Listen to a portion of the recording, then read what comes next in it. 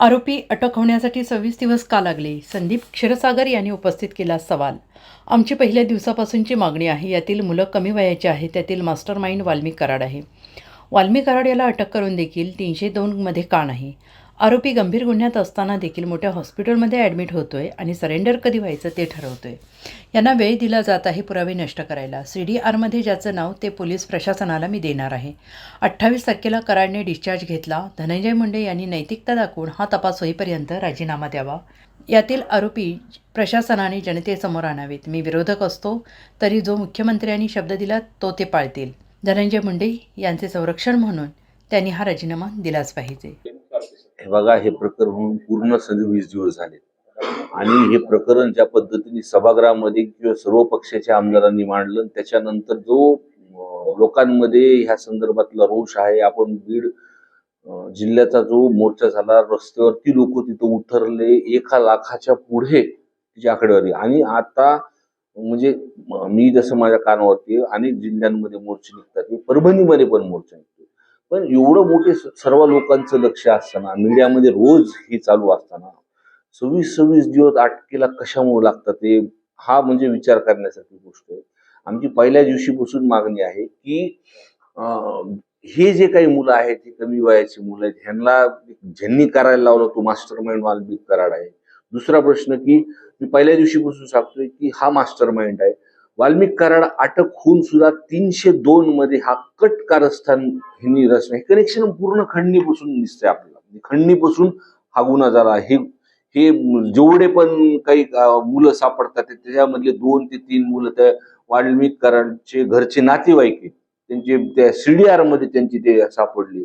मग 302 मध्ये आपण त्यांचं नाव कट कारस्थान म्हणून आपण का घेतलं? आणि कुठेतरी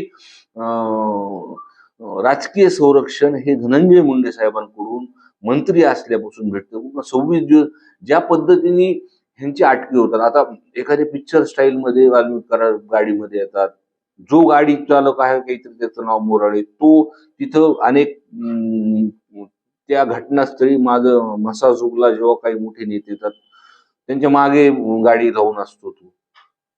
हा विषय विचार करण्यासारखा. परत मला जी माहिती आहे की 28 तारखेपर्यंत, म्हणजे किती दिवसापासून, 5 दिवस असतील, 6 दिवस असतील, हे पूर्ण दिवस माहित नाही, पण हॉस्पिटलचं नाव माझ्या कानावरती आलेलं आहे आणि मी एक ते पत्र देणार आहे. हे पहिल्यांदाच आपण बघतो की आरोपी एखाद्या गुन्ह्यामध्ये, एखादा गंभीर गुन्हा झाल्यानंतर, पूर्ण महाराष्ट्राचं लक्ष असल्यानंतर आरोपी एखाद्या मोठ्या हॉस्पिटलमध्ये ऍडमिट होतो, मस्त टीव्हीवरती सगळ्या घडामोडी बघतो, मग त्याला कधी जमा व्हायचे, मग त्याचे धनंजय मुंडे साहेबांची जेव्हा वरिष्ठांची भेट झाल्यानंतर तो एका गाडीमध्ये येतो, तिथे जमा होतो. आज 26 दिवसानंतर सुद्धा बाकीचे आरोपी वेळेप्रमाणे त्यांच्या जमा होतात.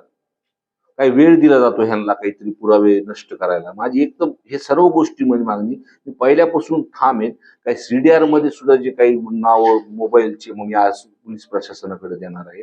दुसरी गोष्ट जी 28 तारखेला मला पूर्णपणे माहिती की जेव्हा हे मोर्चा निघाल्यानंतर 28 तारखेला काहीतरी रात्री त्यांनी तिथून डिस्चार्ज घेतलाय. मग त्या हॉस्पिटलमध्ये त्या CCTV फुटेजचं सुद्धा मी पत्र देणार की त्या कालावधीमध्ये कोण त्यांना तिथं भेटायला आलं होतं, काय चालू आहे प्रशासनाचं.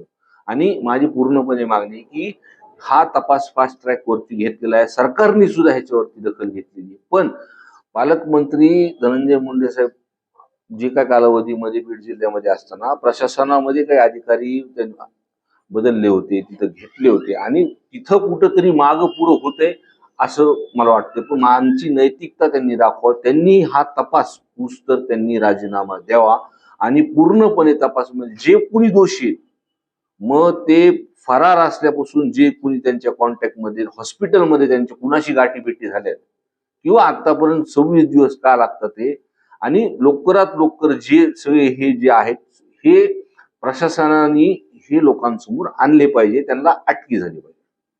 भैया, तुम्ही म्हणालात की ते ठरवून अटक होतात, मात्र एकीकडे CID SIT पोलीस तपास करताय, काय वाटतंय, विश्वास आहे तुमचा? बघा, सरकारने ज्या पद्धतीने तिथं मांडणी केली, मी विरोधात जरी असलो तर काही गोष्टी मान्य केल्या पाहिजे की CM साहेब असतील, अजितदादा असतील, शिंदे साहेब असतील, त्यांचे सुद्धा जे आमदार आहेत तिथं त्यांनी ही मागणी केली. आम्ही त्यांच्या दालनात सुद्धा जाऊन तिथं बोललो. मी आता मुंबईलाही बोललो होतो. त्यांनी सरकार म्हणून आश्वासित केले की कुणी जरी गुन्हेगार असतील ह्याच्यामध्ये तर त्यांना शिक्षा भेटणार आहे. पण वस्तुस्थिती जी जिल्ह्याची आम्ही बघतो की जे काही मांडतोय आम्ही ते पालकमंत्री असताना जे काही अधिकारी तिथं जिल्ह्यामध्ये आले होते तर त्यांच्यामुळंच काही ना काहीतरी संरक्षण आज 26 दिवस झालेत ना सगळ्या गोष्टी. आणि कुणी हॉस्पिटलमध्ये ऍडमिट असतं तिथून ते डिस्चार्ज होऊन तिथं येतात. हे 26 तारखेला हे अटक होतात. म्हणून एक संरक्षण म्हणून जे मंत्री आहेत म्हणजे धनंजय मुंडे साहेब त्यांचं संरक्षण आहे. त्यांनी राजीनामा हा दिलाच पाहिजे.